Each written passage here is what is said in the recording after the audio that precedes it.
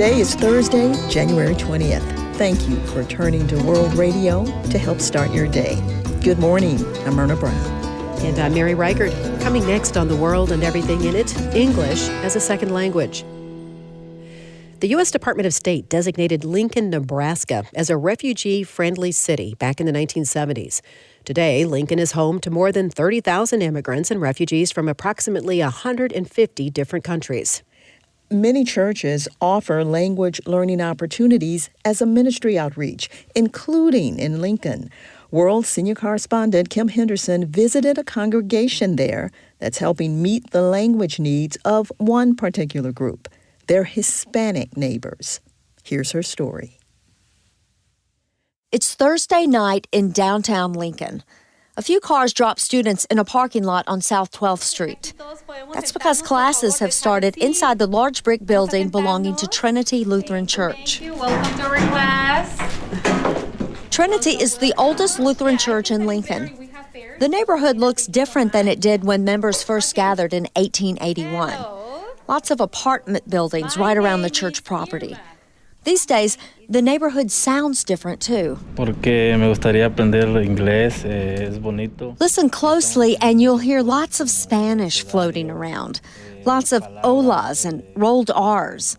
Bethany Morosco is director of Christian Outreach at Trinity. And there's a Spanish grocery store and little bakery down the street. So that's part of our community, part of our neighborhood, and we want to be able to reach out to those people. Structured language classes help Trinity's neighbors to get acclimated to the United States. Better, faster. Just being able to engage more in society and have more community here, and then feel comfortable in a church building here as well. Tonight, Irma Galagos and her daughter, Vianney Sangson, are teaching. There's a whiteboard up front, tablets of lined manuscript paper, a cup full of sharpened number 2 pencils. The students sit socially distanced, 2 to a table. They're practicing introductions. What is his name? His name is Ramiro. Gallegos and her family came from Spain, where they served as missionaries. So both instructors know what it's like to immigrate to America. They know what's priority. I think that whatever they do in their jobs, English will help a lot.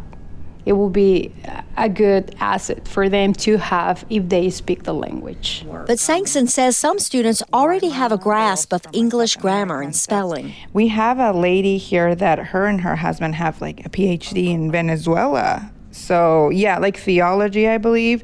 She wanted to work more in her English because she wanted to have a better pronunciation. We have to remember that, so when we say, what is your name? Remember to always say name, the last. Students smile during class. The instructors do too. Both women are volunteers, but they seem fully invested. And even I said, like, if you guys need a translation, if you're doing paperwork and you don't know what to do, call me. I will help you, even through the phone.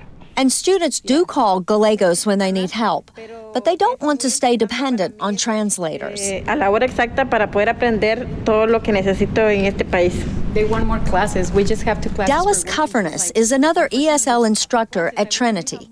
He's retired after a long career in Lutheran schools. He missed teaching. I know it's a gift the Lord has given me, and so I need to use it.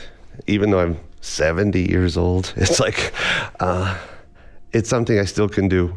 Cuffernuss says starting out, he had one concern, but not now. You can help teach ESL, and you don't have to speak Spanish. They're here to learn English, and so they do teach me Spanish. So I do learn a new word about every class. Casa, clima. He had another surprise, too, the origins of his students. I've been from Mexico, Peru, Bolivia, Colombia, Brazil, Panama. Yeah. What I originally thought, well, when I was going to teach ESL, I thought, well, these are all going to be from Mexico. They're not. I mean, that's South America, Cuba even. Cuffernuss loves having new Hispanic friends. I don't know if what my perceptions were before, but they're far different now than they were before. Class time is spent on vocabulary, learning weather words, body parts like foot. They play bingo to work on numbers. But the last 10 minutes of class, all the ESL groups meet together in the church sanctuary.